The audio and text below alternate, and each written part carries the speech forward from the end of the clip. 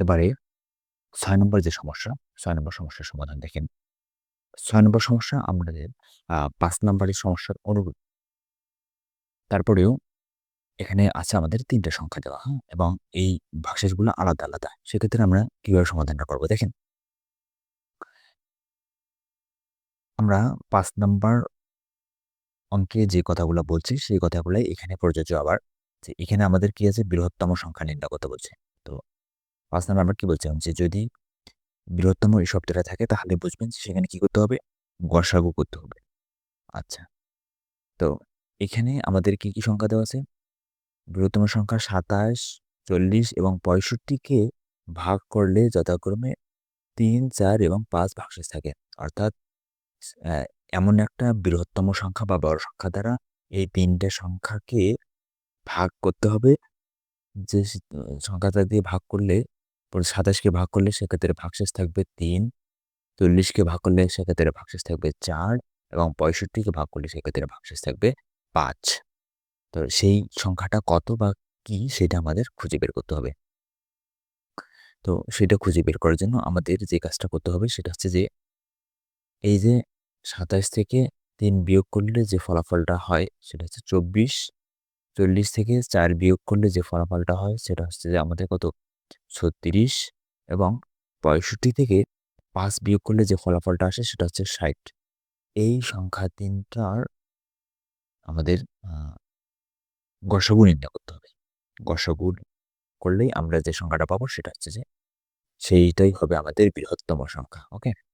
তো গসাগুটা আমরা মৌলিক উৎপাদকের সাহায্যে করতে পারি, আবার ভাগ প্রক্রিয়াও করতে পারি।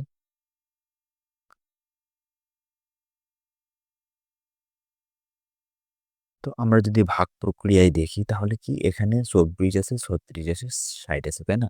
তো ভাগ প্রক্রিয়া আমরা কি করব? প্রথমত এখানে সবচেয়ে ছোট হচ্ছে ২৪, তারপরে হচ্ছে ৩৬। তাহলে ২৪ কে আমরা ৩৬ দ্বারা ভাগ করব। ২৪ কে ৩৬ দ্বারা ভাগ করেন তাহলে কি পাবেন? ২৪ একে ২৪। তাহলে এখানে হচ্ছে যে ৪ ২ ৬ আর এখানে ১ ১২। তাহলে ২৪, তাহলে ১২ দ্বিগুণে ২৪। ওকে? তাহলে আমরা সর্বশেষ ভাজক কত পেলাম? ১২। এখানে যেহেতু ভাগফল শূন্য আসছে ভাগশেষ। তাহলে এবার ১২ দ্বারা এবার এই ৬০ কে ভাগ করেন। তাহলে এই ১২ দ্বারা এই ৬০ কে যদি আমরা ভাগ করি তাহলে হচ্ছে ৫, ১২, ৬০। ঠিক আছে? তার মানে ভাগ যাচ্ছে। তার মানে আমরা বুঝতে পারতেছি যে এই যে ২৪, ৩৬ এবং এই ৬০ এটার গসাগু হবে কত? ১২। যেহেতু যেহেতু সর্বশেষ ভাজক ১২। ১২ দ্বারা ২৪ কেও ভাগ যাবে গেল বা এখানে ৬০ কেও যে ভাগ গেল। তাহলে এখন আমরা অঙ্কটা এভাবে সাজিয়ে লিখব যে দেখেন, যেহেতু বৃহত্তম সংখ্যা দ্বারা ২৭, ৪০ এবং ৬৫ কে ভাগ করলে যথাক্রমে ৩, ৪ এবং ৫ ভাগশেষ থাকবে। কাজেই নির্ণীয় সংখ্যাটি হবে ২৭-৩ বা ২৪, ৪০-৪ বা ৩৬ এবং ৬৫-৫ বা ৬০ এর গসাগু। এখন ২৪ এই যে আমরা যে প্রক্রিয়াটা দেখলাম ভাগের প্রক্রিয়াটা সে কাজটা আমরা করছি। এখানে ১২ আসছে, তার মানে হচ্ছে যে ১২ কে আবার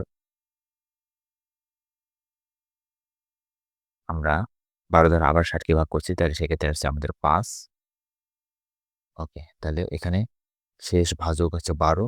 তার মানে অতএব ২৪, ৩৬ এবং ৬০ এর লসাগু ১২। তাহলে নির্ণেয় বৃহত্তম সংখ্যা ১২। এটাই হচ্ছে আমাদের কত ৬ নম্বর যে সমস্যা আছে এই ৬ নম্বর সমস্যাটির সমাধান।